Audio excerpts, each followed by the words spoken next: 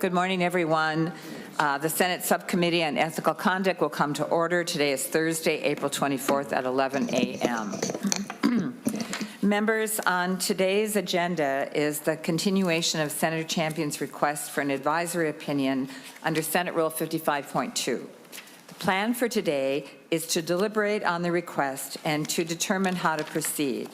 It's my intention that we reach an agreement today, and we will give Ms. Stengel direction to draft an opinion for the subcommittee to review. As a reminder, we have a hard stop at 12:50 in order to prepare for today's, 12:50, right? At 12:50 in order to prepare for today's floor session at 1 p.m. Members of the audience, I would like to ask that you please silence your phones. I know we had that at our last meeting. Throughout today's proceedings, we'll expect the audience to please refrain from clapping or audibly reacting to any actions taken by the subcommittee. It's just really our Senate custom that we ask the audience not to provide any reaction. I'd appreciate that. As a reminder, Senate Champion has requested this subcommittee to serve in an advisory capacity under Senate Rule 55.2 and to issue a recommendation and provide his advice as to whether he has a potential conflict of interest. I just wanted to comment on that word potential. I think potential, we talked about that the other day, could mean future or it could mean possible. And we'll talk about that some more. There is no disciplinary aspect involved in this process. There is a separate proceeding from the complaint brought by Senator Cruin against Senator Champion. In our role today, we are to focus only on providing guidance to Senator Champion in the advisory opinion. Based on the advice of Senate Counsel, it seems there are 4 potential outcomes of today's proceedings that this guidance can take. Those are: 1, a finding of no conflict of interest under the statute and Senate rule; 2, a finding of conflict of interest under the statute and Senator rule; 3, a finding that no conflict or interest exists through violation of law or Senate rule, with the guidance and understanding that the actions taken were inadvisable and similar behavior should be refrained from in future instances; and 4, inconclusive, meaning a consensus of the subcommittee has not been reached as to the matter of conflict of interest. A finding of the subcommittee must be by consensus, which for today's proceeding simply means a majority vote. It's my intention that we announce that finding today. We will then return on Monday, May 5th to vote to adopt the advisory opinion memo and take up the matter of the ethics complaint filed on April 10th. Are there any questions from members as to today's proceedings? Okay. Moving on, Senator Champion and his counsel, Mr. Charlie Nowen, today, who will be joining remotely over Zoom, are available for questions. Senator Champion is before us, and I'd like him to take the oath. Mr. Nowen, please also turn on your camera, and I'll ask you both to raise your right hands. You do swear that the evidence you shall give relative to the cause now under consideration shall be the whole truth and nothing but the truth, and this you do affirm under penalties of perjury? I do. Mr. Nowen, you have to turn on your mic.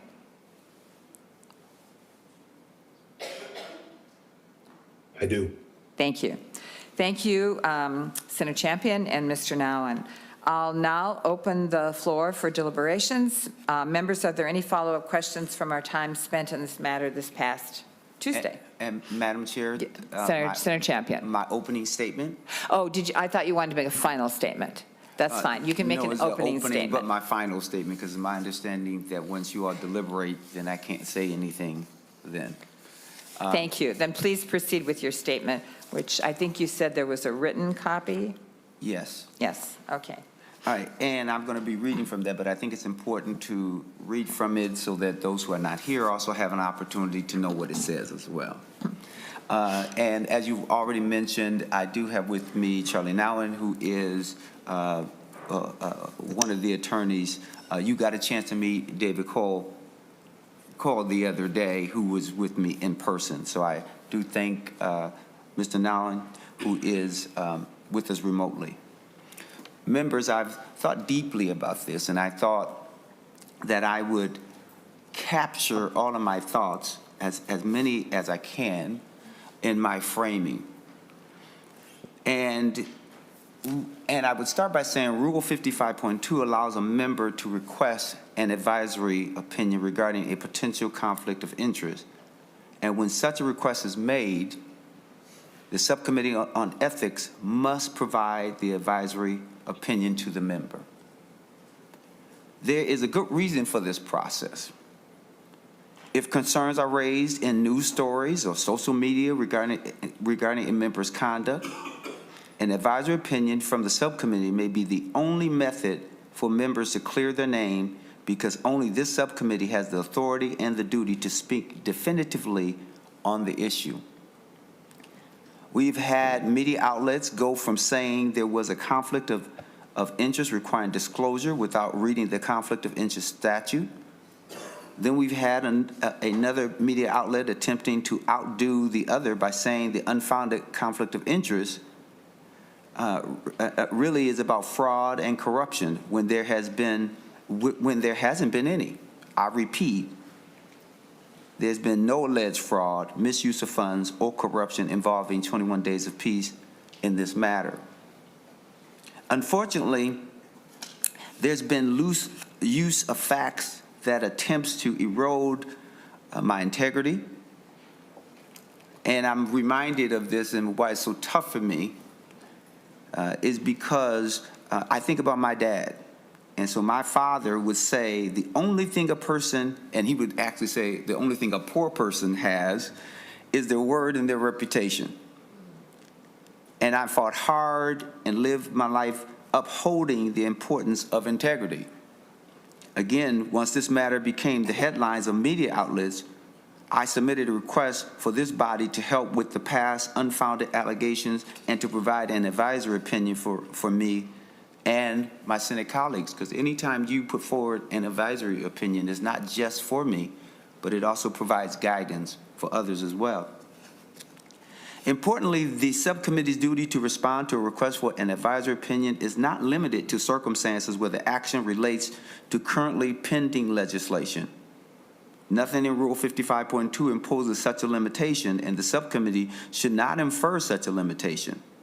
Of course, the subcommittee's action in response to a request for an advisory opinion relating to past action cannot change the fact that a bill was enacted into law, but that is always the case, even if the proposed legislation is still pending. The subcommittee never has the power to block a bill from passage in response to a request for an advisory opinion, but it always has the authority and the duty to see an advisory opinion in response to a request, and in doing so, to speak definitively on the question of whether a conflict of interest existed or currently exists. Similarly, the rules do not absorb the committee of its obligation to issue an advisory opinion when an ethics complaint has been filed addressing the same or related conduct from media outlets. That is particularly true here. As the subcommittee is aware, members have filed an ethics complaint relating to what they believe my conduct when I introduced Senate file numbers 2970 and 2978, citing concerns related to this obligation to my former client under the Minnesota Rules of Professional Conduct. For clarity, the previously submitted and passed bills provided a direct appropriation to Community Action Partnership, also known as CAP, but it's Community Action Partnership of Hennepin County. The direct appropriation was not made directly to 21 Days of Peace. The CAP agency was to work with both A Mother's Love and 21 Days of Peace for a community violence prevention initiative and a job and career development strategy. Now back to the filed ethics complaint based on media stories. This complaint, which was filed after I made a request for an advisory opinion, does not address the narrow question presented in my request, whether a conflict of interest exists under Minnesota Statute 10A.07 in connection with my introduction of Senate file numbers 2970 and 2978.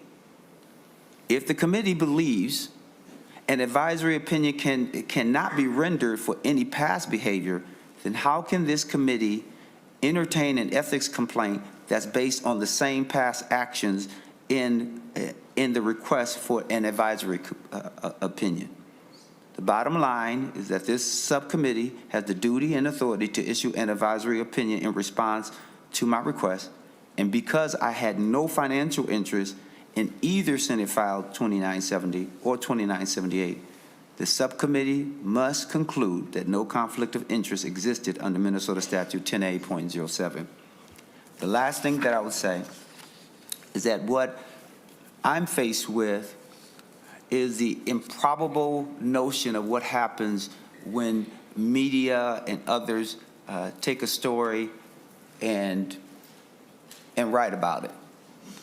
Whether true or false, whether balanced reporting or not, whether any of the facts were confirmed, whether none of those things happen, any member can find themselves before this committee, because unfortunately, we sometimes allow media articles to weaponize or form as to what we should or should not do. And that's no disrespect to any media outlet. It is the clear sense that we as a committee and those who oversee this important body, it's important for us to go forward and give us the guidance that we need. So with that being said, thank you, Madam Chair, for the opportunity to speak. You also have a copy of this document in your packets. And with that being said, it's my understanding that I will just see if there's anything I missed that Mr. Naughton would like to say, and then I'll allow you to ask me any questions before your deliberation. Just a brief comment from Mr. Nouwen. Or anything addition? You don't have to repeat anything that Senator Champion already said. I won't repeat anything, Madam Chair or members of the subcommittee, but I think Senator Champion set out precisely the issue here, and the facts were established definitively on Tuesday. Thank you for your consideration. Thank you. Member discussion. Senator Miller. Thank you, Madam Chair. I'm wondering if Council could just give us an overview of specifically what the advisory opinion Senator Champion is asking of this committee to issue. So what specifically is Senator Champion asking us to issue an advisory opinion on today? Ms. Stengel. Excuse me. Thank you, Madam President. Madam Chair. Former President. And Senator Miller and members. The letter submitted by Senator Champion on April 7th, and I can read it, it's fairly brief, says, pursuant to Rule 55.2, this letter is written to request an advisory opinion regarding allegations of a conflict of interest in 2023. I request that the advisory opinion be public. I maintain there is no conflict of interest. See the attached for a chronological outline of my representation of Jerry McAfee in 2023. Because of the additional information and statements from Tuesday and today, I believe that the request is about both the Senate file from 2023 and 2025, and whether there's a conflict of interest related to his authorship and introduction of those two Senate files. Senator Miller. Thank you, Madam Chair. And Ms. Stengel, can you please describe what a conflict of interest would be? Ms. Stengel. Thank you, Madam Chair.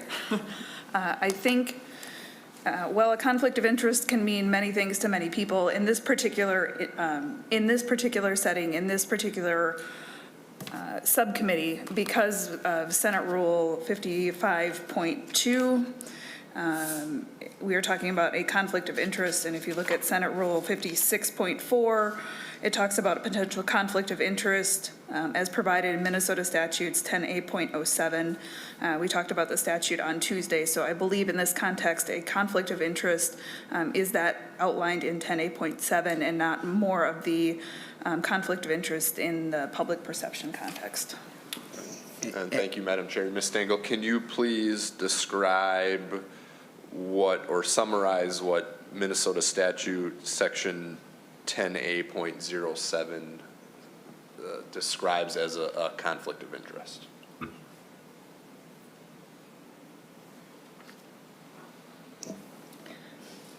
Yes, Madam Chair, let me get to my annotated notes here. Members, we do have 10.A07 in our packets, just for your information.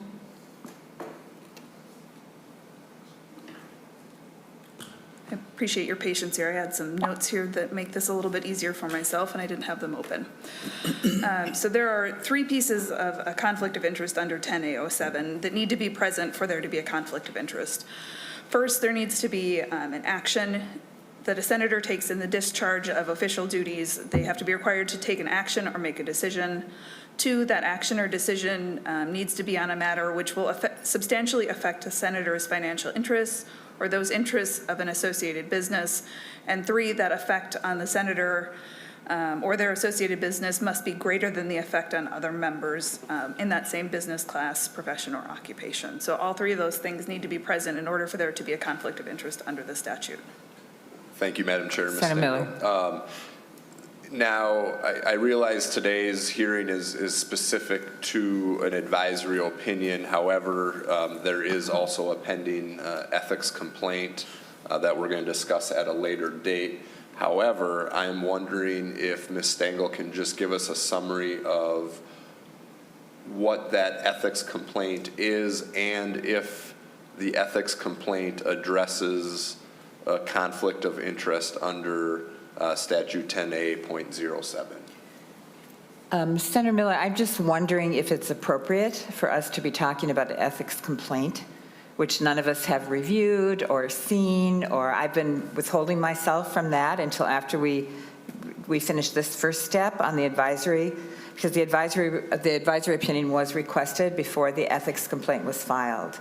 So I think that would be appropriate for us to discuss at our next meeting when we actually have the ethics complaint before us. Thank you, Madam Chair. I appreciate that. What I'm trying to get at is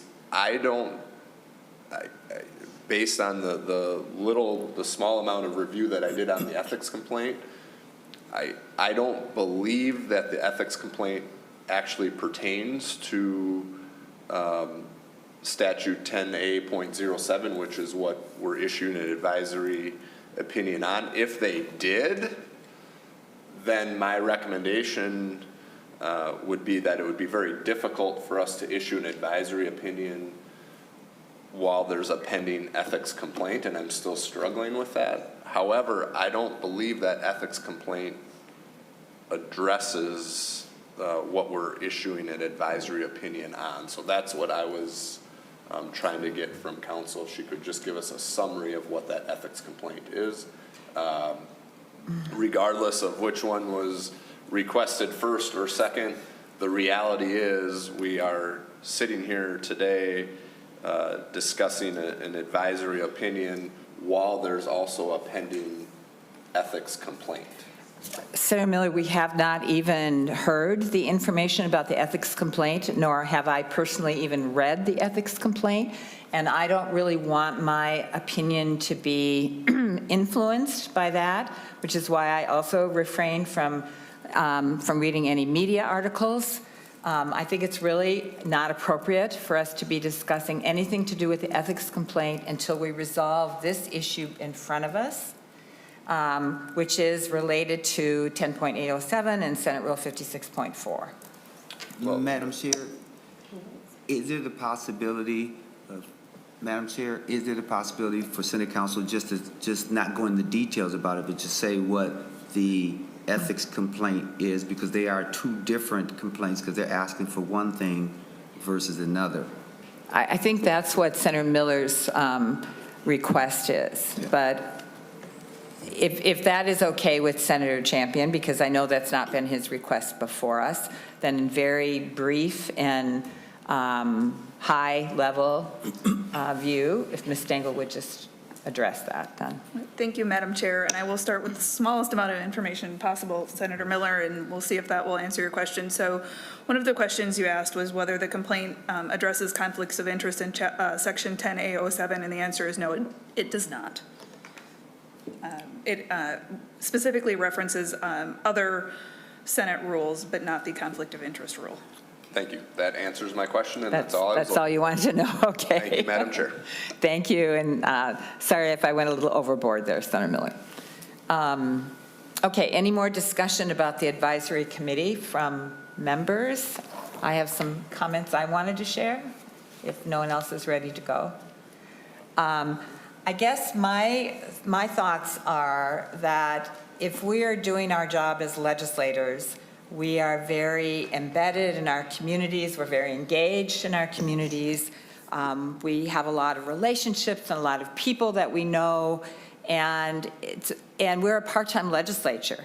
And we have also professional jobs in our community, and it's, you know, if we have such a broad definition of conflict of interest that it involves anyone we know, I think that's just unworkable. I think we need to stick to this fairly narrow discussion of if someone has a financial advantage that is greater than the group that we represent. For example, if you are a teacher, and I think that Senator Kunish might address that, do you benefit from our education bills? No, because the whole class benefits. It's not just for you specifically. I would use the example that if I authored a bill that was security grants for churches, mosques, synagogues, and then my synagogue applied for that grant and got approved, we would not want that to be considered a conflict of interest. Otherwise, we would never author bills that would influence our community or anybody we know in our community or any, you know, maybe past association we had in our community. So, I mean, my fear would be that if we did move this was a conflict, that Senator Champion would no longer do pro bono work, because we've advised him that that's a conflict, and a lot of us might do pro bono work. You know, I might help someone in my district on a voluntary basis with their taxes, or my husband might. Does that mean that anything that I might do for that organization now to help them in any way by any bill that would benefit them and others in the community, that's a conflict of interest because I had a prior relationship or involvement with that entity?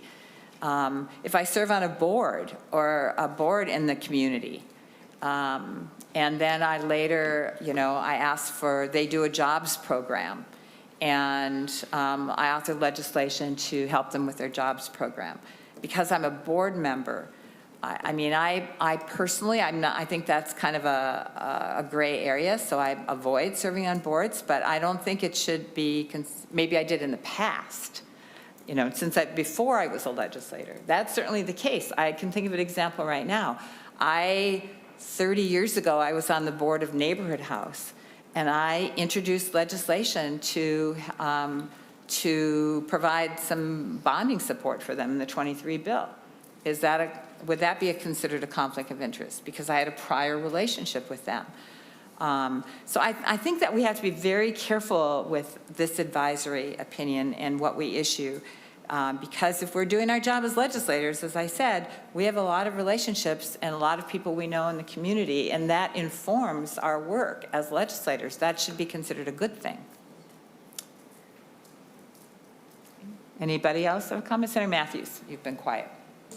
Thank you, Madam Chair. I guess my question to you, or maybe to staff, is what was the testifier process? Who was available to come and share their perspectives on either side of this meeting? And before you answer, the reason I'm asking that is that we're basically being asked to render a decision after only hearing one side of the issue. And there are definitely other experts that weighed in with other opinions. I saw just a little bit of that in how some of this was covered.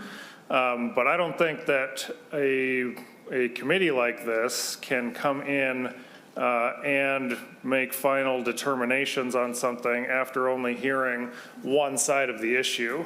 And there's an indication on Tuesday that no public testimony was going to be granted back then. Same is true today. So I'm wondering, why didn't the committee even entertain having other experts that represent or might weigh in on both sides of the issue come and talk about potential, whether there are, how far the conflict of interest issue might be reaching?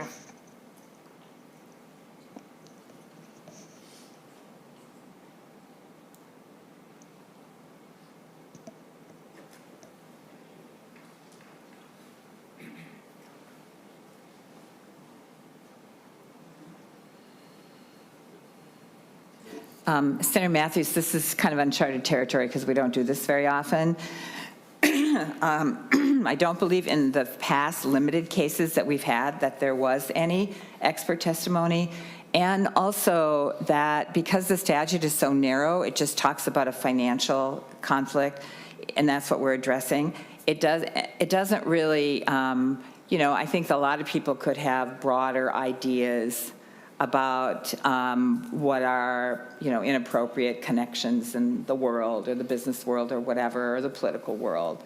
But it just didn't seem to be so relevant here that we as elected officials are capable of judging whether someone has a financial interest. I mean, many times people, or several, often, well, occasionally, not even often, people will excuse themselves from a vote because they you know, they self-know that they have a direct financial interest, and so they don't vote on an issue. I've seen that happen over my many years here. But so it just didn't seem like it was necessary to do that. Madam Chair. Oh, I'm sorry, Senator Matthews. Thank you. And I appreciate that. I do think we are in a bit of uncharted territory because I think this case, while it has a few similarities to some of the prior cases that were provided and that we reviewed, this is very different in a lot of ways from all of those previous cases. We have a committee panel here that's made up of 2 Republicans, 2 DFLers that have those relationships that are already baked in here. And we've just had a testifier who's the subject, and then the attorneys representing that subject who obviously have their positions in favor of the client that they're representing. So this committee likely would have benefited from being able to bring in some of the outside experts that have looked at this and grilled them on from their neutral positions that don't have these partisan connections built in.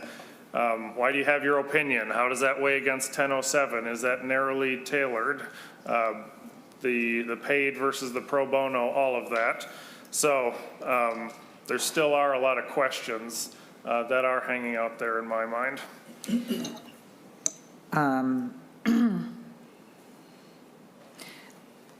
Perhaps if you do have questions, then Ms. Stengel could address them as, you know, our kind of legal advisor here at the legislature. And also, I think that your idea of having, you know, opposing perspectives is more appropriate in the actual ethics complaint, because then you have somebody who is actually accusing Senator Champion of an ethics violation, and then you have his opportunity to defend himself. But here, he's come forward to ask for an advisory committee. There's no real anybody who is opposing this, if you will. It's just under our current, it's a pretty narrow assignment we have here to just look at Minnesota Statute 10A07 and Senate Rule 56.4. Ms. Stengel read those provisions and determined whether there's basically a financial conflict. Madam Chair. Senator Matthews. Thank you. I appreciate that. I think this request does go a little deeper than just an advisory opinion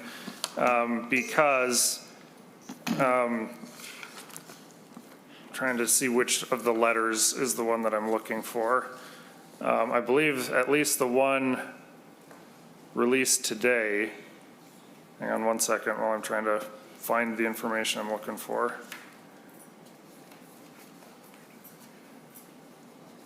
Oh, do you have it? Okay.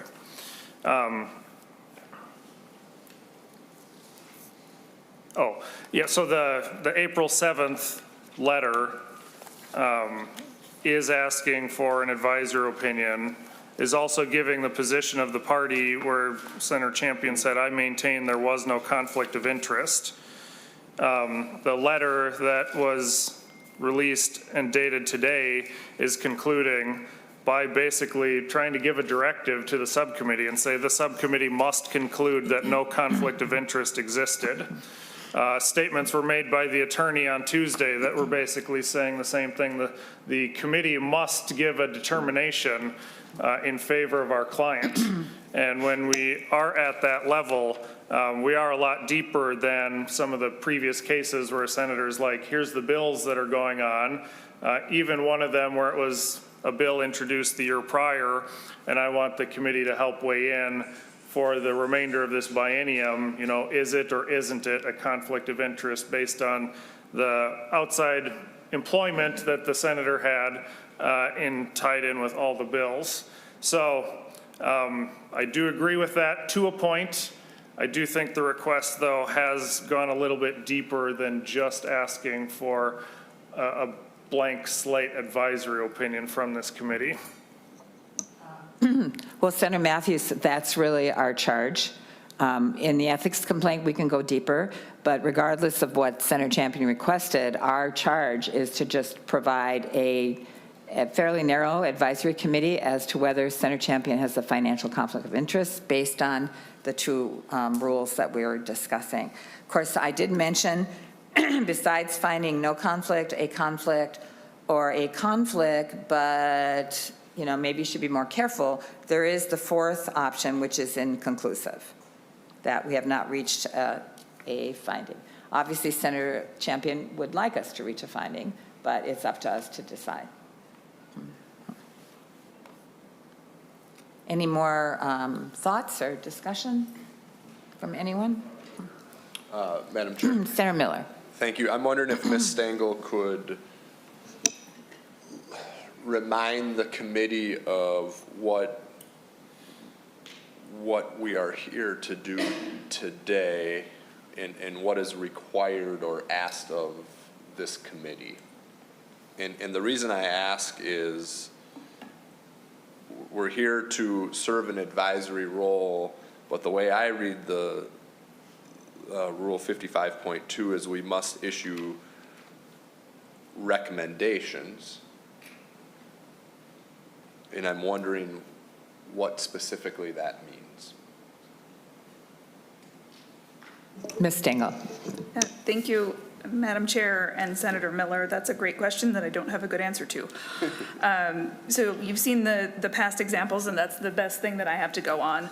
55.2 talks about both recommendations and an opinion. So I think it's up to the subcommittee to decide what to do, and sort of looking at the past opinions, that would be sort of a finding of whether there is or is not a conflict. In the past, there's been not a conflict, so there wasn't a lot of recommendation on what to do. So I would imagine if this committee either finds that there is a conflict of interest or there isn't a conflict of interest, but the actions were inadvisable, the subcommittee could then say, and here's what we'd like you to do to remedy this, or if there are other actions to take, the subcommittee could decide what kind of recommendations it would like to make.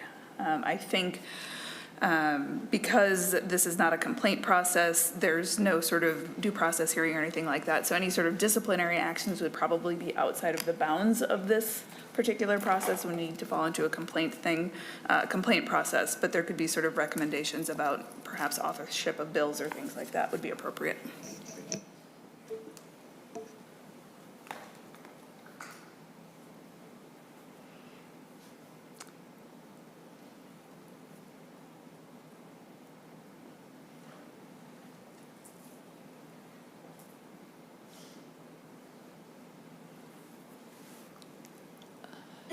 Members, are we still thinking, or are we ready to consider a motion? I think we're still thinking.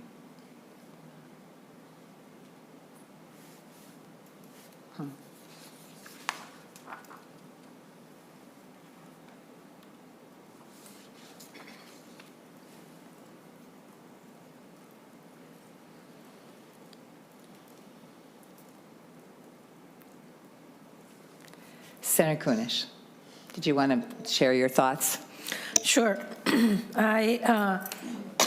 Excuse me.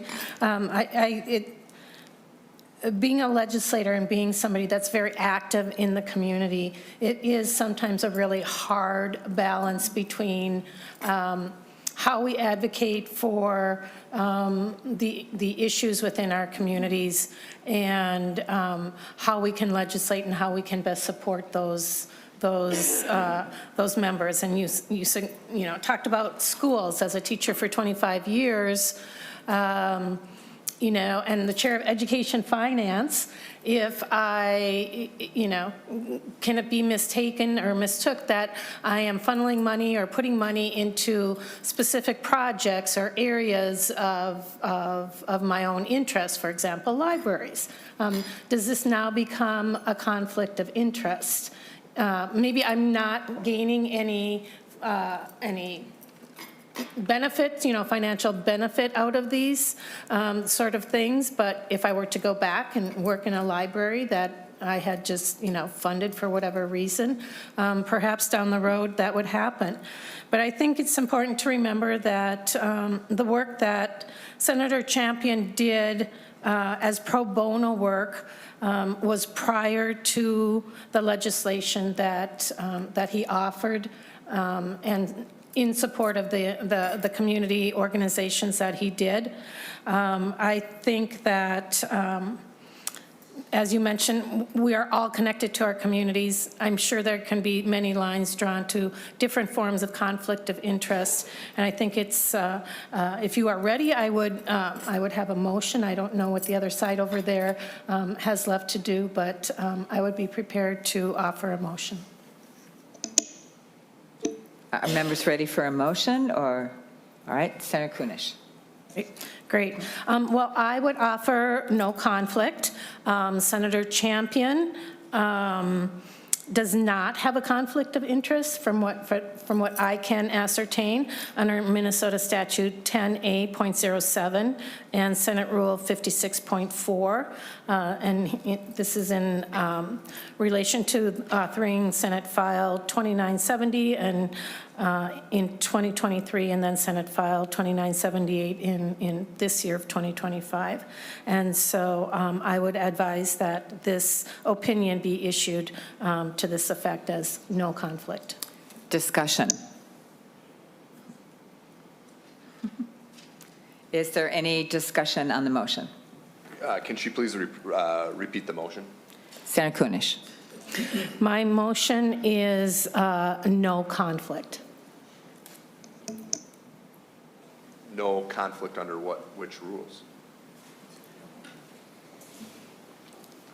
Under Minnesota Statute 10A.07 and Senate Rule 56.4. Madam Chair. Senator Miller. Senator Kunish, one of the things that 55.2 asks us to do is issue recommendations to the member or the employee. Does your motion include any recommendations to pass on to Senator Champion or any other members that are in a similar situation? Her original motion that she read, and then you asked her to repeat it, included in that an advisory opinion be issued to that effect. Yep. Okay, so no recommendations for Senator Champion or any other members that are in a similar situation are included in your motion? Right. I do not have recommendations at this time.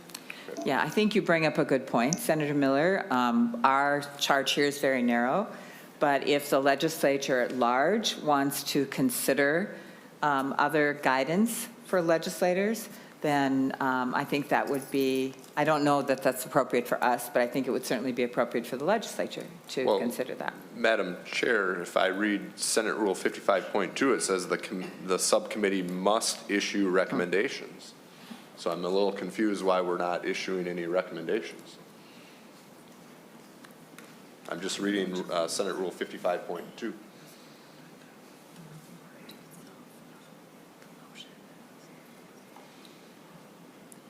I thought that was our charge. I thought we were here to issue an advisory opinion as well as Rule 55.2 says, must issue recommendations.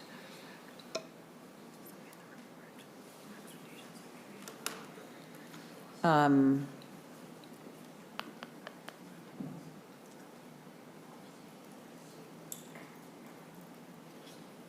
Chair, if we find Senator that there... Kunish. Thank you. If we find that there is no conflict, then I don't know what advice we would give them, other than to think a little more carefully, be a little more broad thinking, and that would go for all of us. I think Senator Matthew works with veterans. Does that mean that he can no longer advocate for veterans? Ms. Stengel, could you just talk us to, did you say what you think it means to say must issue recommendations, as Senator Miller has mentioned? Madam Chair and members, I think it means whatever the committee wants it to mean, to be honest, and I don't mean to be flip about that. But I think it would be up to the committee to decide what recommendations it would like to issue in this situation. And if the subcommittee either can't agree or doesn't have any recommendations to issue, to put into the report, I think you could include something that says we have no recommendation at this time. But if you have recommendations you'd like to include in the report, then certainly those could go in. So Senator Miller, when I mentioned earlier, I said there were 4 options. One is a finding of no conflict, and that's Senator Kunish's motion. Second, a finding of conflict. Third would be a finding of conflict, of no conflict, but with the guidance and understanding that these actions were inadvisable, blah, blah, blah, blah, blah. That's where we could, the third option is where we could make those recommendations, if that was a motion that you wanted to make. But this motion is basically, there's no conflict and no recommendations. Thank you, Madam Chair, and I understand that. I'm just reading Rule 55.2. It does not say the subcommittee may issue recommendations. It says the subcommittee must issue recommendations, and I don't know that we're doing, and maybe the subcommittee doesn't have any recommendations, and that might be fine. I could think of some recommendations if the subcommittee says that if the subcommittee votes that there was no conflict under 10A.07, perhaps a member, when they're explaining the bill in a hearing, could disclose that, hey, I did some legal work for this client, but it was pro bono. That would be letting the committee know ahead of time that there was some work done, but it was done in a pro bono capacity. To me, had that been done in this situation, I don't think we're here today. But that wasn't done, so that could be a recommendation. As Senator Kunish mentioned, maybe members could be more thoughtful, or I don't know exactly what you said. You didn't include any recommendations, but then when I asked you the question, you said other than a member could do this or a member could do that. I think that's our responsibility today, so we're not back here again under a similar situation. What advice or recommendation can we give to our colleagues in the Senate if they are faced with a similar situation? And again, maybe there aren't any recommendations, but I know that I could think of a few. I might need a little bit more time to put them in a more formal capacity, but I'm pretty confident that I myself could come up with a couple of recommendations, and I'm certain that the rest of you could as well. Senator Miller, do you know how long it takes us to debate rules? So I think that really is a broader debate. I'm certainly not opposed to that, but I don't know if it would be enough then if we were trying to provide guidance to members to only say, you know, let us know if you provided pro bono work. I mean, that applies to lawyers, but what do we also say? Let us know if you formerly served on a board of this organization. Let us know if you ever went to that church. Let us know if you ever shopped at that business. You know, I mean, I think that that needs a lot more thought than something that we can, in my opinion, that we can provide today, because I mean, yeah, we could provide that guidance, that rather narrow guidance. I actually think it would be a shame if Senator Champion stopped doing pro bono work. But you're talking about just revealing it, not stopping to do it. But does even revealing it, you know, raise a red flag? I mean, I don't know. Does that mean if I reveal something? I just think of all the instances where I have a connection with something in my community, like we all do, and worry about us going down that path. Senator Matthews. Madam Chair, thank you. Now that it's been mentioned twice today and at least once on Tuesday, excuse me. Springtime, Madam Chair. Because it's been mentioned twice today and at least once on Tuesday, let's dispel what we are not in any way trying to make a chilling effect on pro bono work. That's not the intent of, I believe, any member here, any volunteer work capacity in our districts and our connections there. I'm certainly not voting for any recommendation that says a lawyer who's a legislator should no longer do pro bono work for anybody. But I think the question then comes in of what we do for disclosure to our colleagues when there is a bill that's going to direct taxpayer dollars to an entity that a member has a previous relationship with. And I think at a bare minimum, disclosure of that past relationship is appropriate. And now we're going to have to figure out, and this will probably be a bigger context for all throughout here, if I was coming with a bonding request for a new addition on the church that I attend up in my district, I would likely be in committee disclosing, Madam Chair, committee members, full disclosure, this is the church that I attend, here's the project that they're doing, here's the dollar amount. And I think that the committee would want to know that rather than 2 years later, we go, wait a minute, we gave X number of dollars and now we find out that, you know, he's the elder there, he's the, you know, he's been there for years, he's a good friend of the pastor, whatever it is. I think that's the overall perception that we're having. And we have to make these decisions. This has to meet the shoe on the other foot test. This can't just be something we would say when it's a member of the same party versus the opposite party. And as soon as I heard that this issue was coming up, my initial thought was, well, yes, I would tell someone in my own caucus that had a legal relationship like this, that at a minimum, there needs to be at least a statement made disclosing, hey, here, FYI, here's the relationship that we had. Now that here's the bill in the committee that the member is a chair of that's directing public funding towards it. I think the committee and then the Senate as a whole ought to know that regardless of what party they're in. So at a minimum, I think any recommendation that I'm voting for today at a minimum is going to have to include at least that. And Senator Matthews, how would you phrase that? I mean, how extensive would that disclosure need to be? I guess I'm just thinking to myself, I've been in the legislature a long time, and I may not even remember if I had a relationship with an entity 30 years ago. You know, I mean, how far back do we have to go? A relationship within the last 2 years?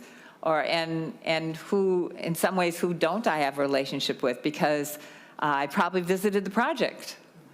You know, and maybe somebody I worked with years ago is now the executive director, or I'm just thinking of another project on the east side of St. Paul where I actually hired him to be the director of the Latino Council.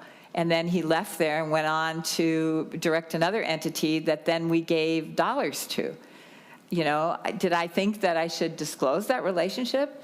No, because I have dozens, if not hundreds of those relationships. So I think maybe if it's to the best of our ability to provide, you know, full transparency or full disclosure of, I'm not quite sure how we should phrase that. And that's why I'm saying that maybe that's not our job today to do that. But certainly we could advise the legislature to really look into, or the Rules Committee to really look into potential conflicts of interest beyond the narrow financial conflict, or potential just disclosure ideas. Yeah, I think that might be a good idea. I just don't know that we can take care of this today. Madam Chair. Senator Kunish. Yeah, I think that you are correct. I think this is bigger than what we have to figure out or what we need to recommend in the next few minutes. And I think it's a bigger discussion for our caucuses, and as you said, to go through rules. But 10.8.07 is a statute that describes disclosure of potential conflict. And specifically, anything that affects the official's financial interest or those of an associated business, unless the effect on the official is no greater than other members of the official's business classification, profession, occupation. So that is the law, and if we try to start nitpicking and listing specific examples, we're going to, it will be infinite. It will absolutely be infinite. And so I think for this situation where we are right now, you know, we might have some advice for our colleagues, but but we don't have any standing. You and I and our GOP members really can't make those, the new rules or the you know, broaden the expectations right here, right now. And so I guess I would, again, renew my motion for a no conflict with no recommendation. Senator Miller and Senator Matthews.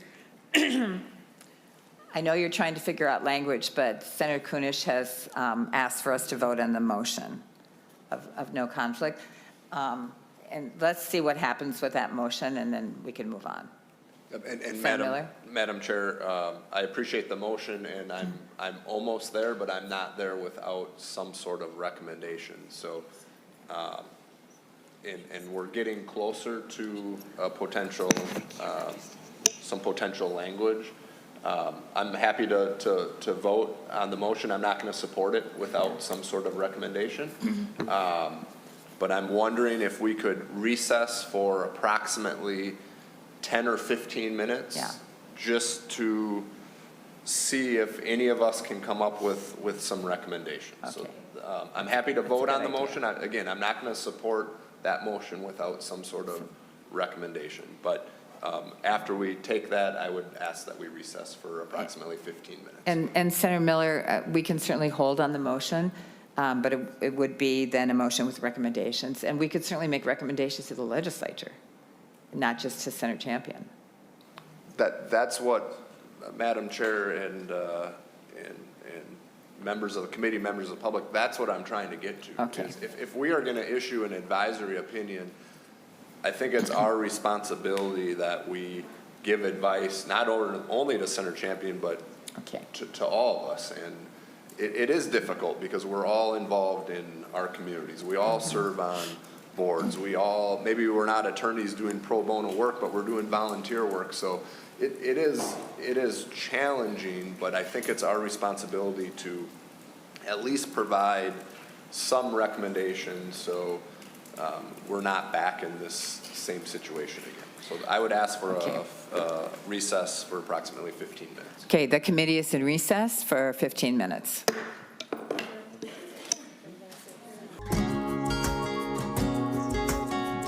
Conduct will come back to order. Senator Miller.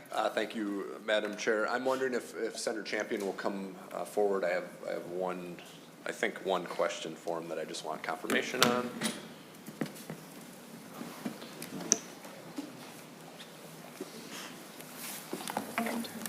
Senator Miller. Senator Champion, I don't think we need the exhibits for this one, but I do have them in front of me. Senator Champion, can you just please confirm for the committee that the work that you did, the legal work that you did for the organizations in question that either directly or indirectly benefited from a bill that you chief authored, that you did in fact do that work pro bono, meaning that you were not paid for, you or your firm were not paid for the legal work? Madam Chair? Madam Chair and Senator Miller. Senator Champion. I am confirming that I only did that work pro bono. I did not receive any anything from it. Not anyone in my firm.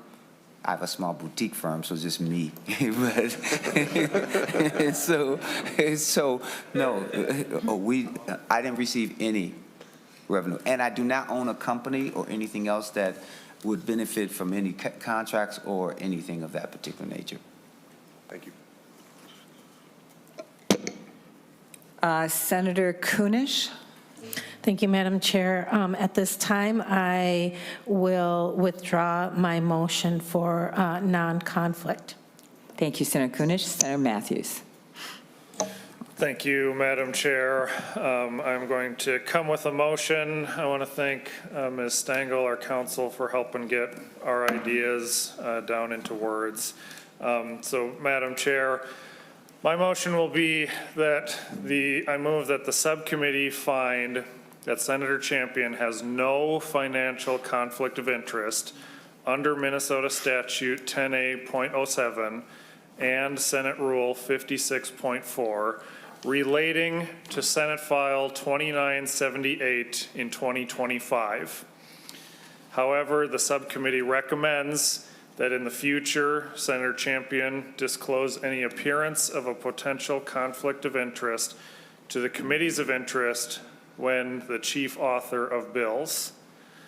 Finally, the subcommittee further makes no finding on SF 2970 from 2023, and that an advisory opinion be issued to this effect. And what I'm thinking, members, is that this guidance is not only for Senator Champion, but for all of us. That if it's of interest to the committee for us to reveal that we did some volunteer work, or we did or we served on a board, maybe in the past. And I think that's actually a very positive thing that shows that we've been involved in our community and we know a lot what's going on in our community. So I feel like these recommendations, although they're directed to Senator Champion because he asked for the opinion, are really applicable to all of us legislators, senators at least. Thank you. Any other comments on the motion? Just for clarity. Senator Champion? That there's no conflict for 2023 or 2025, is that correct? Senator Matthews. Thank you, Madam Chair.